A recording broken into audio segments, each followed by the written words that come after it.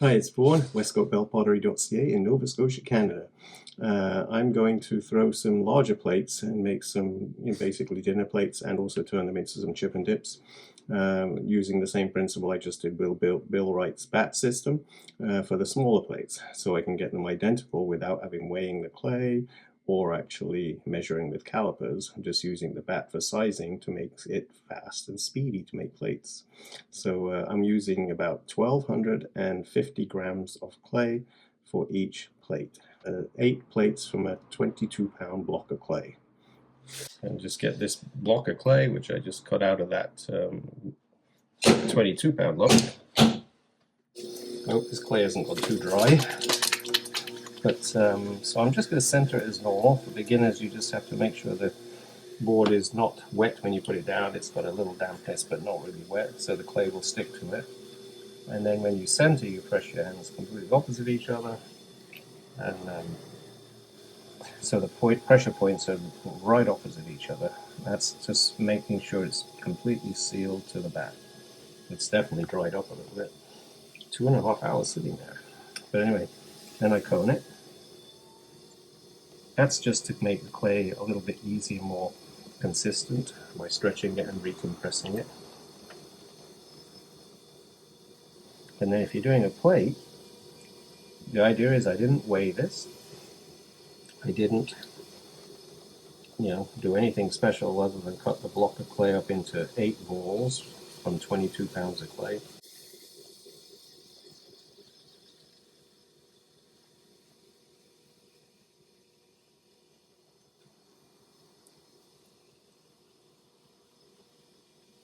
They were 1,240 to 1,260 grams per ball, so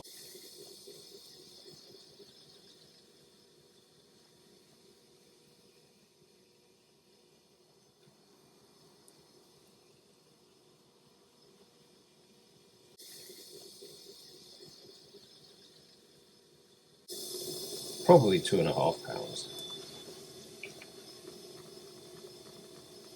So look, I'm just flattening it and taking it to the size of the bat, which is so that I don't have to measure it. The bats are a certain size, they're usually 12 inches. And I just have to make sure when I've done the plate that they'll all be the same amount. I always make them go to the edge of the bat and then lift the rim up. And they end up being about 11-inch plates when they're actually finished out of the firing. But there you go. So I've taken it to it's right at the level of the bat there. So all I do is stick my finger, because there's barely any room to put my finger underneath. Back nail is touching the bat, and then I push the clay in with my middle finger, with my left hand over my little finger, and take that rim out just over the width of my finger. So really it's hanging over about 1/2 inch on both sides. Of course it's spinning, and so that makes it 12.5 inches in size now. I'll make that rim a little bit more defined there. I'm going to put my sponge above and below that little element so that it drags the water out.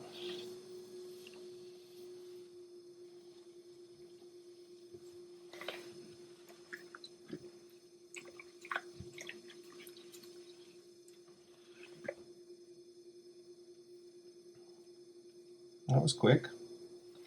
Now if I can do the same to every plate, I don't need to use calipers. There's the back where my little finger's touching it and the rim is sticking out. Actually, it's not sticking out as far as I would think, so I'm going to take that out a little bit further. Push that groove down a little bit, press a little bit more. There you go. So I think it's actually hanging over about 1/2 inch now, but we'll see when I finish them. Just like my smaller plates I released a video on, these are actually consistent because they're made to the size of the bat. Oh, and there's that little dent you get when you lift the bats off the actual pins, which you got with the little bats, but these are regular bats too, and you always get that little indent.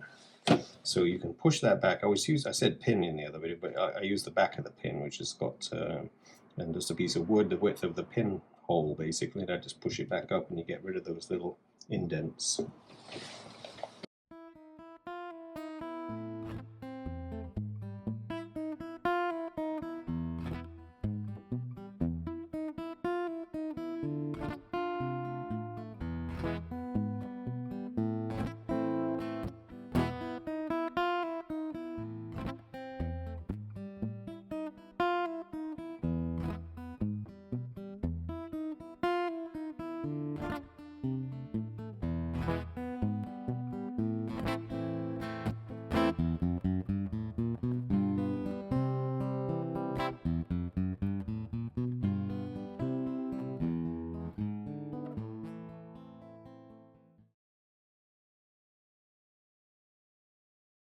Okay, so dampened wheel, round it off a little bit, smack it down.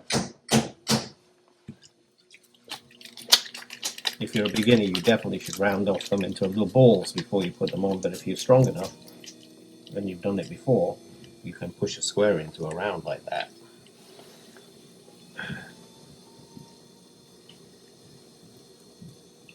This is just to even the clay out. So this plate will have a rim, big rim, because it's a chip and dip.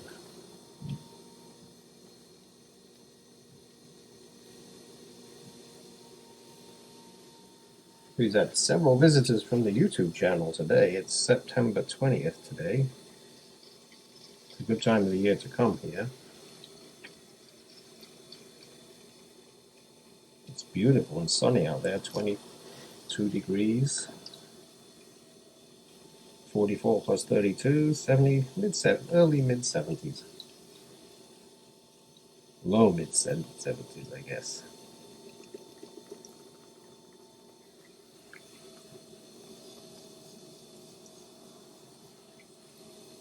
I use a rib because my hand always leaves little grooves in the clay. So these ones I stop short of the actual size of the bat. And I flatten the bat, the clay.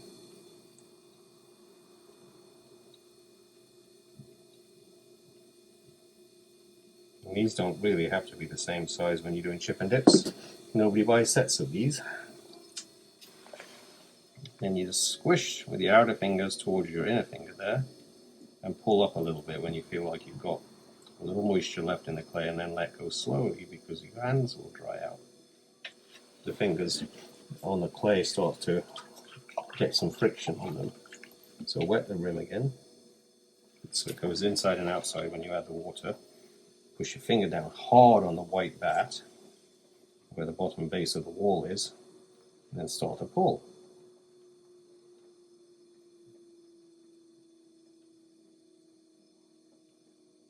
And then just let go slowly when you get to the rim so you don't thin the rim out, and push your finger down right on the edge of the rim to thicken it a bit.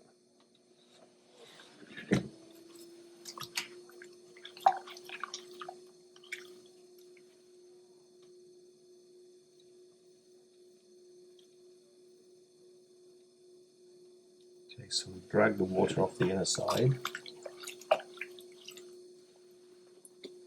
I put a little notch in the very bottom touching the bat in the clay so we can drag the wire through easily. And then I lift the outside of the rib just a bit above that notch, and so I create like a little undercut really where the wire will go to hang the platter up if somebody wants to hang it on the wall.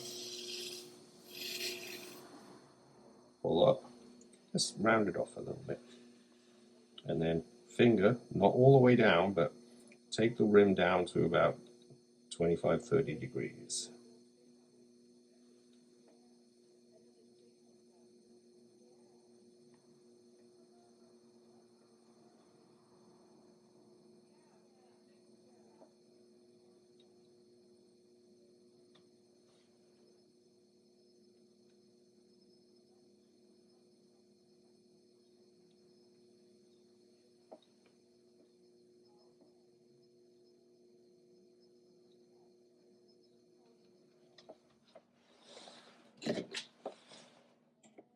And there you have a plate with a rim that we're going to stick a bowl in the middle.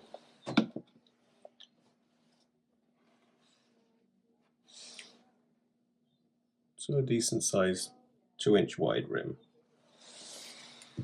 I got 32 of these from a 22-pound block of clay. So I would say these are like 3/4 of a pound, maybe just under. And I'm going to make some very small little balls.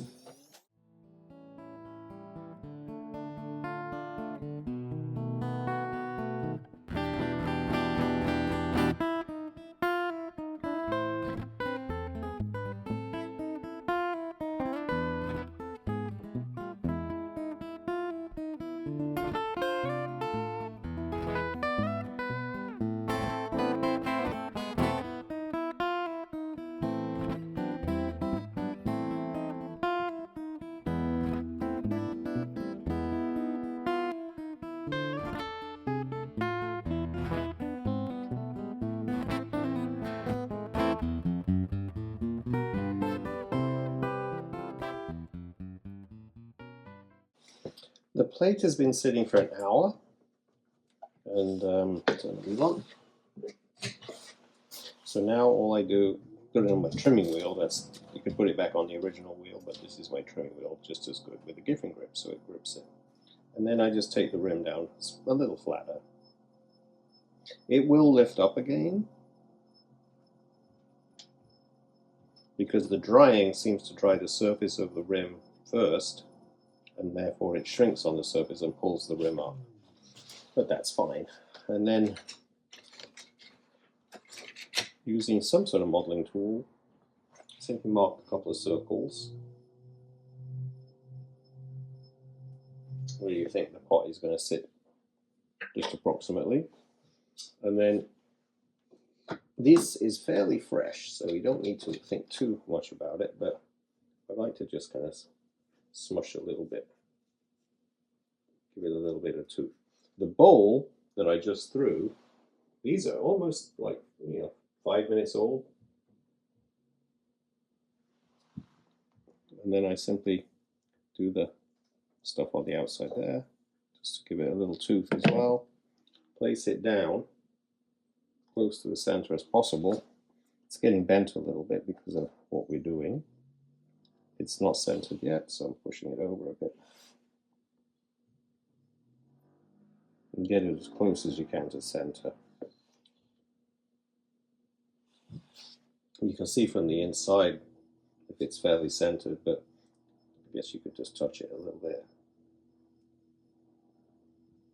Alright, so that's fairly centered. And then the inside, a better angle, I simply try not to trap any air in the center. So I put my finger down, it's still hard for you to see, in the very center and push down quite hard because the bowl has got a thick base in 1/4 inch. And I push in the center, and then I push out a little bigger each time I turn my finger around. I'm pushing out the circle a little bigger so that I don't trap any air in there. I've actually trapped air in the past, and it actually pops the ball off in the firing. So then I just kind of push down as it's turning and stretch out a little bit so it's got a nice ball shape on the inside. And then take your modeling tool, dip it in a bit of water, not wet, just moist, and make sure it's still centered. It's pushed off a little touch actually, so I'm going to push back just a touch. It's still movable at this point.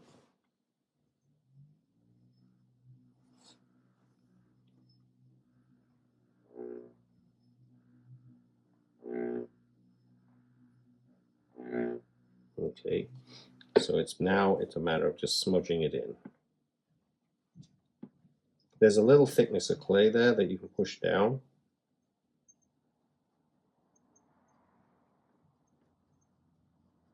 And we made sure we didn't get any air in there at all. So there should be no chance of it blowing off. What happens in the firing, if you trap air in there, you won't know it until you go to pick it up out of the kiln, and I always pick them up by the bowl, and the bowl just comes off. So you've got to make sure that's a good join without air. Now, don't worry, it's wobbling a lot, but I'm just making sure it's sealed in before I rethrow the ball. Okay, so I think we've got a good join there. And then you can do this with a little couple of fingertips. Get a little water on them. I've got a ball there. And then I'm simply going to just gently, I'm not deliberately pulling a wall here, I'm just letting the ball flow through my fingers to put it back on center.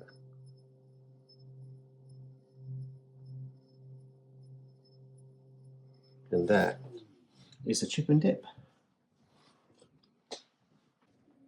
Okay, the plates have been drying for 2 or 3 days in my damp cupboard. I let them dry slowly so that they don't, so the rim can dry at the same speed as the foot itself, the bottom. And then I just use a trimming tool. This one is the Kemper tool R2. And this is like my favorite tool. It's a handle tool, I think, but I use it for, it's a, just a little ribbon tool. But I like it to trim with. They wear out fast, though, that's the problem.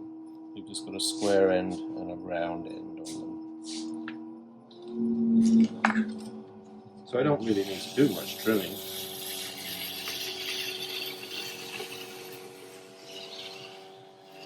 But I always polish the bottom of plates just with my little pebble rock from the beach so that they don't scratch the tabletops.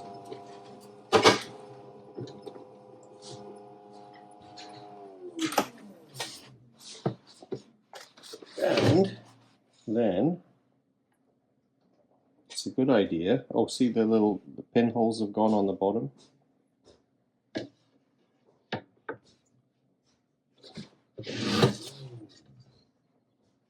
So the pinholes aren't a problem. These big bats do it. Like the small ones I just tried in a previous video, artisanpotterytools.com are actually making a really nice set of bats and a bat system. And they left little indents where the pins were, but you can throw a slightly thicker base and then it doesn't do it. But I do like to polish the rim of my plate so it's nice and smooth. And then, let's see if you can see this. I trimmed this one a little while ago to see whether they were dry enough. And they're pretty good. Actually, I didn't polish the rim of that one, so I'll do that now. Got distracted. They're leather hard so that they're not bending as I pick them up, but they're still softish, I guess you'd say. Not soft, but leather hard. Huh? What's the definition of leather hard? Like leather.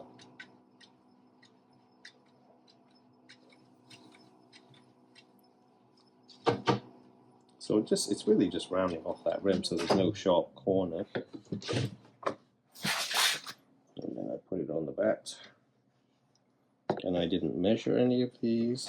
There's a couple of very subtle marks there and there on this one where the base was a little thinner, and you can still see like a little ripple where the pin head was. And this one you can't because the base was a little thicker. And then you place it on top, no measuring involved, and the only thing I did was throw to the size of the bat. So if you're going to design a set of dinnerware and you want to be able to make them the same size over and over again for decades, where you don't have to worry about measuring, throw it to the size of the bat.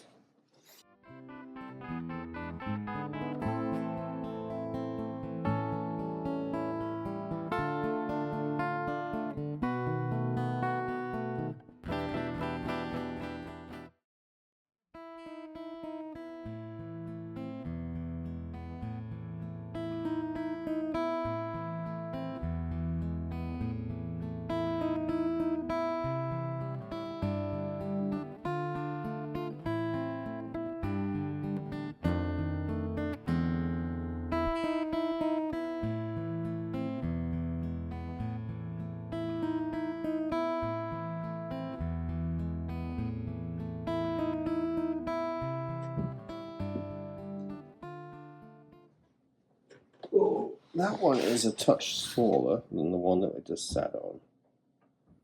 but not, you know, 1/8 of an inch over each side, so really the same. I don't think that would be a problem.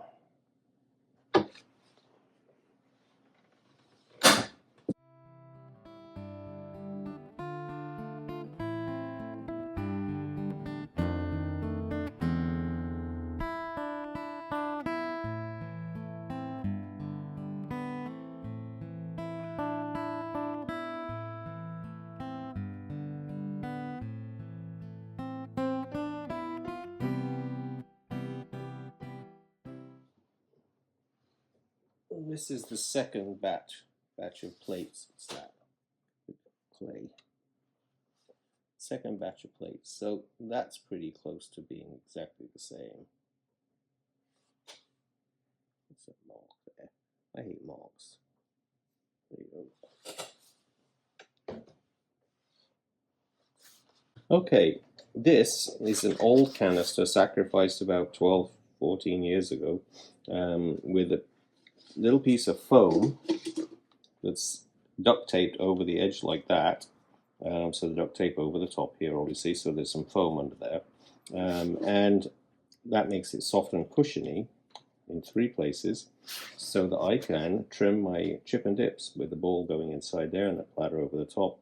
And the duct tape is there just to stop them slipping. When I did it straight on the glazed surface, the platter would slip. So you take it, you put it down over the top, see if it's centered, way off center.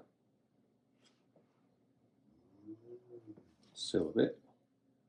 Just getting it close, it doesn't have to be totally accurate.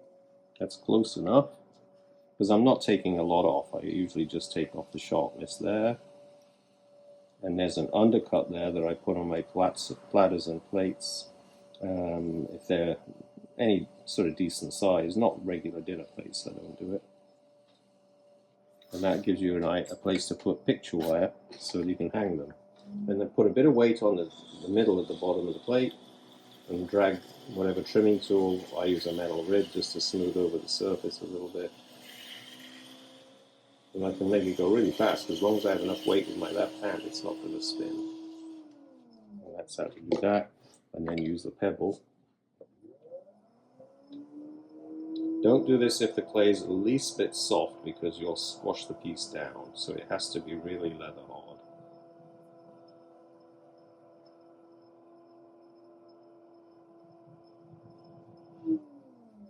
Alright, so when you lift it off, you can use that undercut. See, you can grip it as well. That's great for it's great for glazing. Great for grazing. There you go, and there's the undercut. So picture wire can go around that. And if you want to, you can do the rim on these as well. I forgot to do that on the other one, did too. It's just a matter of getting the pebble just on the edge there, and just giving it a little pressure just to kind of gloss over that edge a touch to make sure it's not sharp at any point.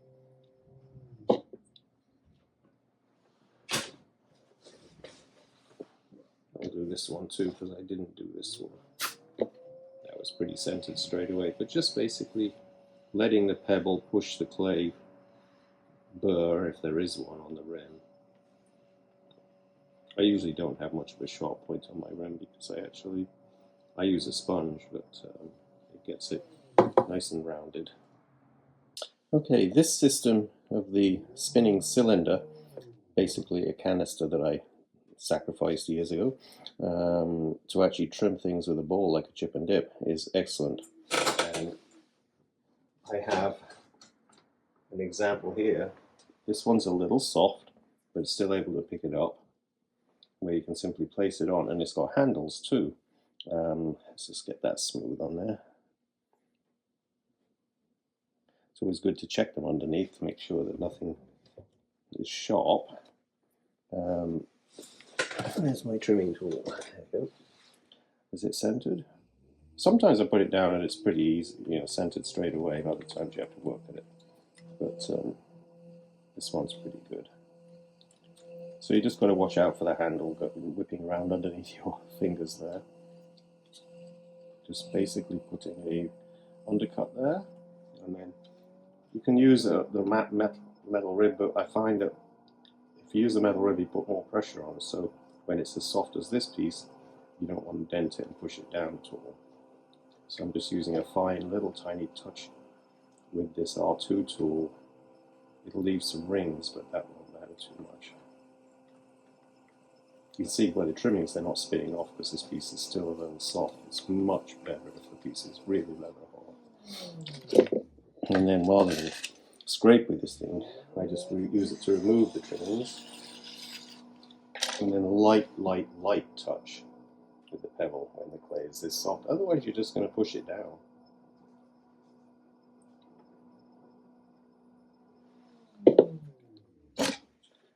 There you go, that's nice and smooth.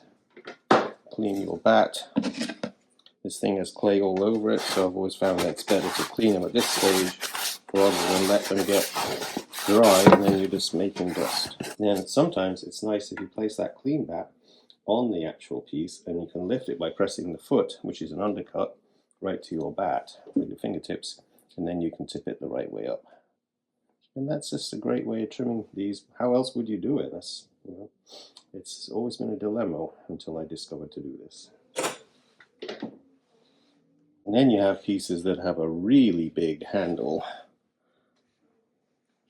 I did these in a video a while back, and this one you have to be really careful, but this is so easy to knock one of those handles off. This one is much drier, so it's actually in better shape for trimming.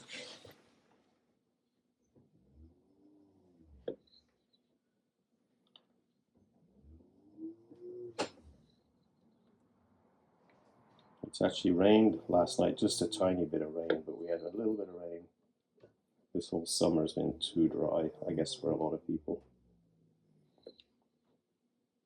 My garden, I watered out of my well. Very risky, but I love, I wait all year for my plants. I sacrificed a couple of the beds and didn't water, and they just died.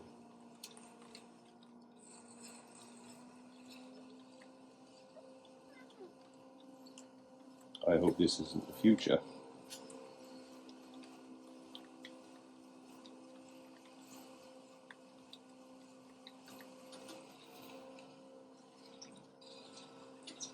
Now this one is dry enough so I can use this metal rib. It's worn out. I mean, this metal rib's been used for a decade, maybe 2 decades now. But it makes a great trimming tool just for scraping off rough areas.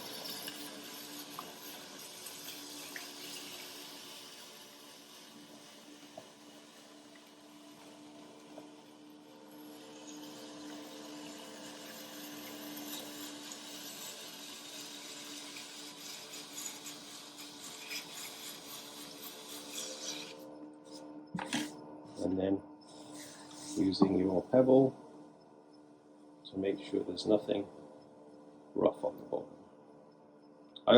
I'm gentle on this edge here because it's hanging over so far from that little circle of the actual canister that you really don't want to crack it.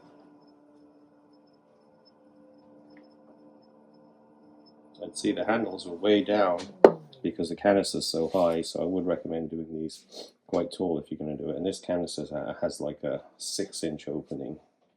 You simply place the clean bat on top, put your fingertips underneath the actual overhang in the clay, and then press it against the bat and lift.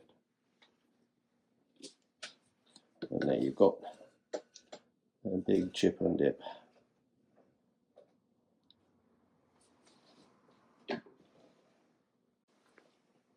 I've been experimenting with Bill Wright's handle tools, artisanpotterytools.com, and you can see that handle coming off there. The last platter you saw was using this tool too, but I wasn't quite as happy. This time I put it upside down and wrapped it around from underneath over the top, and wow, do I like that. Nice handle, I think. You always have to be careful. Once you start adding sculptural elements to functional pots, they become less functional.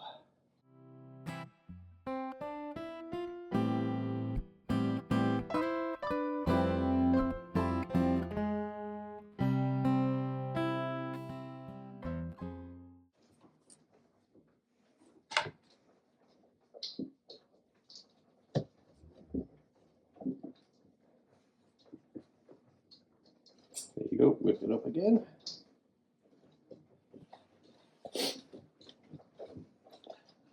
And there's a nice large platter.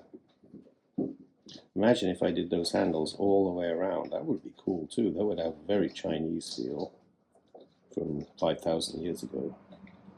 Let's see, I have a whole bunch of these Icelandic pieces because I ran out. These dinner sets, this summer, it was a summer of dinner sets. So we've got 2 more of the plates, no crawling on those. These are the Icelandic colors again, so no pinholes or crawling.